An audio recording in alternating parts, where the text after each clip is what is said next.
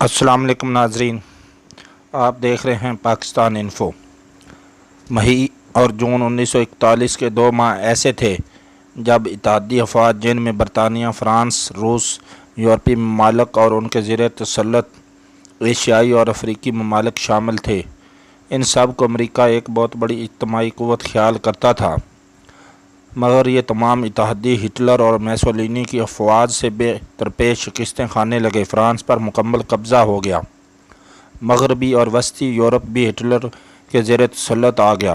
میسولینی نے بحیرہ کلزم کے افریقی اور مشرق وسطیٰ کے ممالک میں برطانیہ کے خلاف نیا ماض کھول دیا۔ اب دنیا پر یہ خطرہ شدت سے منڈلانے لگا کہ جنگ جیتنے کے بعد جرمنی ہی دنیا بھر کی معیشت کو کنٹرول کرے گا، اور میلوں دور بیٹھا امریکہ، جو ان تمام علاقوں کو اپنی معاشی منڈی کے طور پر پہلی جنگ عظیم کے بعد سے استعمال کرتا چلا آ رہا تھا، وہاں اس کا داخلہ بھی ممنوع ہو جائے گا۔ امریکہ یوں تو اس جنگ میں اتحادیوں کو اسلحہ فروخت کر رہا تھا، لیکن ابھی تک کھل کر سامنے نہیں آیا تھا۔ 1940 میں روز ویلٹ نے تیسری دفعہ امریکی صدارت کے الیکشن میں حصہ لیا تو اس نے امریکی عوام سے امریکہ کو جنگ سے دور رکھنے کا وعدہ کیا۔ وجہ یہ تھی کہ امریکی ڈیموکریٹک پارٹی نے عوام کو جنگ اور خون ریزی سے علیحدگی کی ایک کامیاب مہم چلا رکھی تھی اور رائے عامہ جنگ کے خلاف ہموار تھی۔ امریکی عوام عمومی طور پر ریپبلکن والوں کو جنگی جنونی تصور کرتے تھے۔ یہی وجہ ہے کہ روز ویلٹ نے جیتنے کے بعد برطانوی اور امریکی آرمی چیف کی خفیہ طور پر ملاقات کروائی، اور امریکہ نے خفیہ طور پر اپنی افواج آئس لینڈ میں بھیجی تاکہ برطانوی افواج کا بوجھ ہلکا ہو اور وہ وہاں سے نکل کر ہٹلر کا مقابلہ کر سکیں۔ یورپ میں ہٹلر آگے بڑھ رہا تھا اور مشرق میں جاپان کی افواج انڈونیشیا اور ملیشیا سمیت برطانوی اور ولندیزی کالونیوں میں داخل ہو گئی۔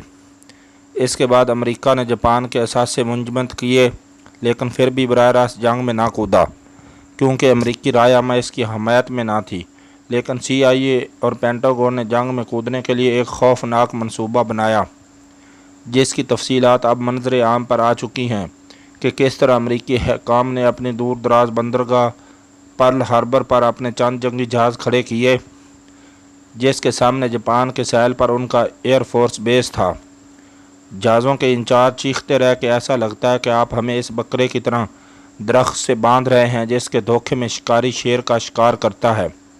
اور یوں 7 دسمبر 1941 کی صبح جاپان کے طیاروں نے پرل ہاربر پر امریکی جہازوں کو اکیلے پا کر حملہ کر دیا۔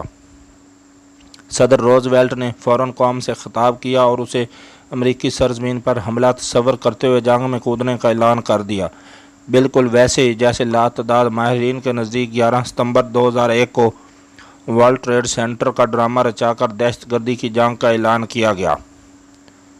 امریکہ اس جنگ میں کودنا کیوں چاہتا تھا؟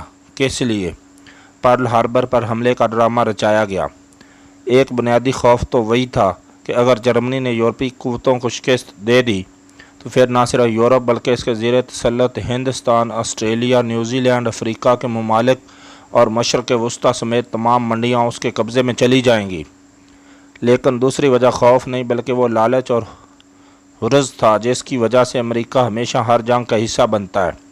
اگر دسمبر 1941 میں پرل ہاربر کا واقعہ نہ ہوتا تو جنگ کا پانسہ پلٹ چکا تھا اور جنگ کچھ ماہ بعد جرمنی اور جاپان کے حق میں ختم ہو جاتی۔ اس جنگ کے دوران امریکہ کی اسلحہ ساز کی صنعت جو دن رات کمائی کر رہی تھی وہ فوراً ٹھپ ہو کر رہ جاتی۔ لیکن جیسے ہی امریکہ اس جنگ میں کودا تو جنگ میں شدت آ گئی اور پھر یہ جنگ مزید 4 سال چلتی رہی۔ اس 4 سال کے عرصے میں امریکی اسلحہ سازوں نے خوب کمائی کی۔ یورپ کے ممالک نے ان سے دھڑا دھڑ اسلحہ خریدا اور امریکی افواج نے جو اسلحہ استعمال کیا اس کی قیمت امریکی عوام نے ٹیکسوں کی صورت ادا کی۔ دوسری جنگ عظیم میں شمولیت سے امریکی معیشت کو جو فوائد حاصل ہوئے وہ حیران کن تھے۔ اس جنگ کی وجہ سے 1,70,00,000 نئی سویلین نوکریاں پیدا ہوئی۔ ظاہر بات ہے اس کی وجہ سے شرح پیداوار تھی جو گزشتہ سالوں کی نسبت 96% زیادہ ہوئی۔ جب پیداوار زیادہ ہوتی ہے تو پھر حکومت کو ٹیکس بھی زیادہ ملتا ہے۔ امریکہ کی حکومت کو جنگ کے دوران دوگنا ٹیکس وصول ہوا۔ جنگ براہ راست ہو تو تمام مصنوعات وغیرہ کا 1/3 حصہ اس کے نظر ہوتا ہے، جیسے خوراک، کپڑے، دوائیات وغیرہ، لیکن جنگ کی وجہ سے لوگوں کی آمدن میں جو اضافہ ہوتا ہے تو پھر لوگ مزید اشیاء خریدنے اور زیادہ پیسے خرچ کرنے لگتے ہیں۔ امریکہ دنیا کا واحد ملک تھا جس کی اس جنگ عظیم دوم کے دوران اشیاء صرف کی کھپت باقی دنیا کے مقابلے میں بڑھی، چونکہ اسلحہ سازی کی صنعت کی ڈیمانڈ بہت بڑھ گئی تھی، اس لیے کارخانوں کو 2 سے 3 شفٹوں میں کام کرنا پڑا۔ ماہر کاریگر تو کم تھے، اس لیے موجودہ ہی کو اوور ٹائم پر رکھا جاتا رہا، جس کے نتیجے میں 1939 میں ایک مزدور کی جو اوسط کمائی تھی وہ جنگ کی وجہ سے بڑھ کر 1.5 سے 2 گنا زیادہ ہو گئی۔ اسی جنگ کی وجہ سے نئی نئی ٹیکنالوجی متعارف ہوئی، یہاں تک کہ امریکہ نے 16 جولائی 1945 کو پہلا ایٹمی تجربہ کر کے جہاں دنیا کو ایٹمی جنگ میں جھونکا، وہاں ایک انتہائی مہنگی ٹیکنالوجی کی دوڑ شروع ہو گئی جس میں کئی ممالک کے اربوں ڈالر جھونکے جانے لگے۔ اس جنگ عظیم دوم کی وجہ سے امریکہ میں پہلی دفعہ خواتین اور سیاہ فام امریکیوں بھی کارخانوں میں ملازمت دی جانے لگی۔ اس سے پہلے وہ صرف کھیتوں، گھروں، ہوٹلوں وغیرہ پر نوکریاں کرتے تھے۔ اس معاشی ترقی کے ساتھ ساتھ امریکی ریاست بہت مضبوط ہو گئی اور ایمرجنسی قوانین کی وجہ سے اس کا عوام پر کنٹرول سخت سے سخت ترین ہو گیا۔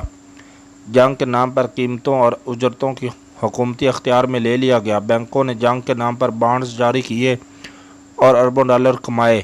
خوراک اور دیگر اشیاء ضرورت پر ریاستی کنٹرول اور راشننگ ہو گئی اور تمام فیکٹریوں کو پابند کیا گیا کہ جنگ کے لیے کوئی نہ کوئی شے ضرور بنائیں۔ جنگی مصنوعات میں تیزی کا یہ عالم تھا کہ بحری جہاز بنانے کی کمپنی ہنری کیسر شپ یارڈ، جو پہلے 365 دنوں میں ایک جہاز بناتی تھی، پھر وہ 92 دن میں ایک بنانے لگی۔